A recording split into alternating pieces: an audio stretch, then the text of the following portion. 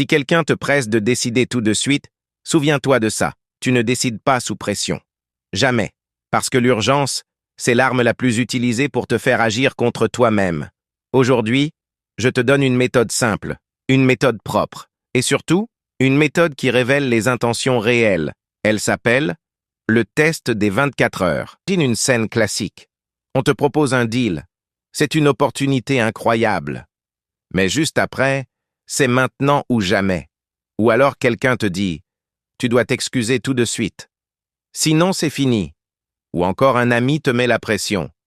Si tu dis non, c'est que t'es pas loyal. Dans ces moments, tu sens un truc. Ton cœur accélère. Ta tête s'embrouille. Tu veux que ça s'arrête vite. C'est normal. Ton cerveau passe en mode survie. Et en mode survie, tu réagis. Tu ne réfléchis plus. Et c'est exactement ce que cherche un manipulateur. Le schéma est presque toujours le même.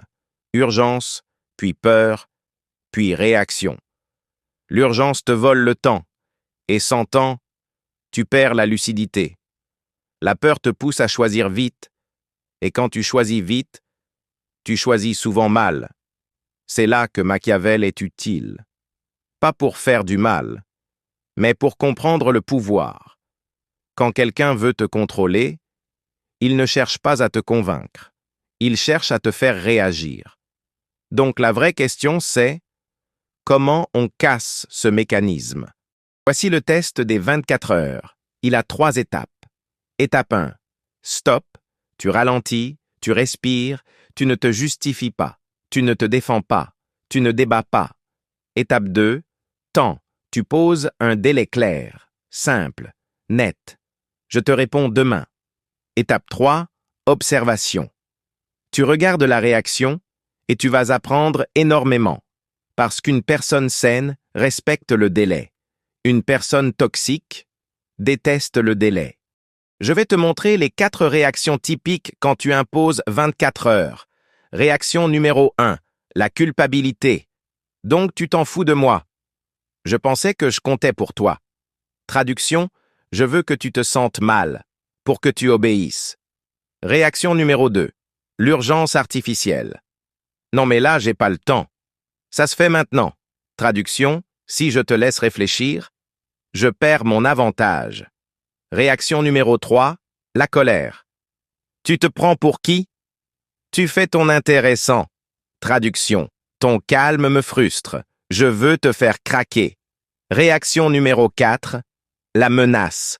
Si tu le fais pas, tu vas le regretter. Traduction, je veux remplacer ton choix par la peur. Si tu vois une de ces réactions, tu viens d'obtenir une information capitale. Ce n'était pas une simple demande. C'était une tentative de domination. Et maintenant, quoi répondre? Phrase 1. Je ne décide pas sous pression. Je te réponds demain. Phrase 2. Si c'est sérieux, ça tiendra 24 heures. Phrase 3. Je comprends ce que tu veux. Et ma réponse est demain.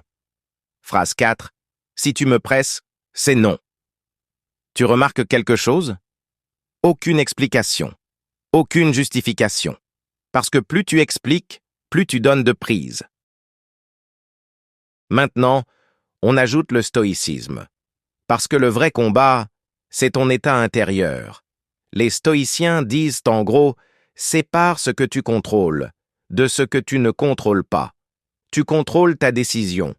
Tu ne contrôles pas la réaction de l'autre. Donc si quelqu'un s'énerve parce que tu prends 24 heures, ça ne dit rien sur toi. Ça dit tout sur lui. Petit exercice simple. Quand on te presse, 1. Tu nommes l'émotion. Je ressens de la peur. Ou je ressens de la culpabilité. 2. Tu notes un fait vérifiable. Pas une interprétation, un fait. 3. Tu choisis une action calme. Respirer, marcher 2 minutes. Et tu reviens à ta phrase « Je te réponds demain ». Conclusion. Le test des 24 heures, c'est une barrière invisible. Il ne t'empêche pas d'être gentil. Il ne t'empêche pas d'aider. Il t'empêche juste d'être contrôlé. Si tu veux, dans la prochaine vidéo, je te fais la liste des 7 techniques les plus utilisées en manipulation et comment les neutraliser. Abonne-toi et rappelle-toi, le calme, c'est le pouvoir.